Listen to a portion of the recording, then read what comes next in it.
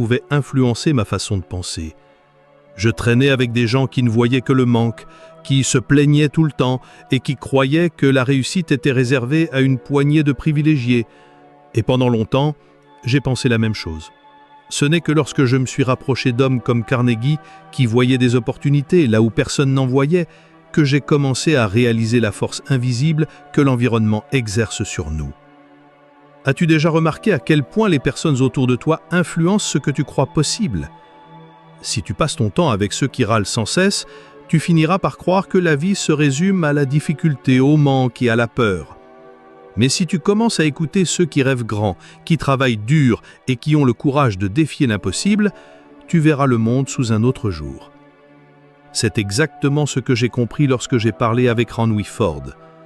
Lui et Thomas Edison, même s'ils étaient rivaux à bien des égards, savaient combien il était précieux de s'entourer et de partager des idées pour élargir leur vision.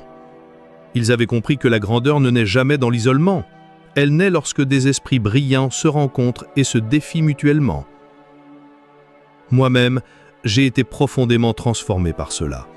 Je me souviens d'une nuit où je travaillais tard, écrivant sur la puissance de la pensée. J'ai ressenti un vide immense, comme si quelque chose me manquait pour rester fort. C'est alors que je me suis souvenu de ce que Carnegie m'avait souvent répété. Il disait toujours « Faites attention à qui vous écoutez ». À cet instant, j'ai compris que je devais m'entourer d'hommes qui ne se contentaient pas de rêver, mais qui me poussaient à me dépasser. Et c'est ce que j'ai fait. J'ai commencé à rencontrer des hommes qui étaient entièrement dévoués à la croissance. Chaque rencontre avec eux rallumait une flamme en moi, me rappelait que moi aussi, je pouvais accomplir de grandes choses. Pense à toi, maintenant. Qui marche à tes côtés? Quelles sont les voix que tu entends jour après jour? Te poussent-elles à te relever ou te tirent-elles vers le bas? Je sais qu'il est parfois douloureux de reconnaître qu'il faut s'éloigner de ceux qu'on aime simplement parce qu'ils n'ont pas cette même soif de réussir. Mais la vérité, c'est que la vie impose toujours un prix à ceux qui refusent de choisir l'environnement qui leur convient. Il ne s'agit pas de tourner le dos aux gens par mépris, mais de préserver ce que tu souhaites bâtir. Quand tu t'entoures de ceux qui rêvent plus grand que toi, ton ambition se développe aussi. C'est ainsi que naissent ces bons spectaculaires, capables de transformer toute une vie. Si tu doutes encore, je te propose un petit test.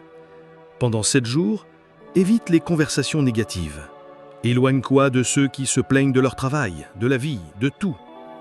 À la place, cherche la compagnie de ceux qui croient qu'il y a toujours un pas de plus à faire. Observe alors comment ton esprit commence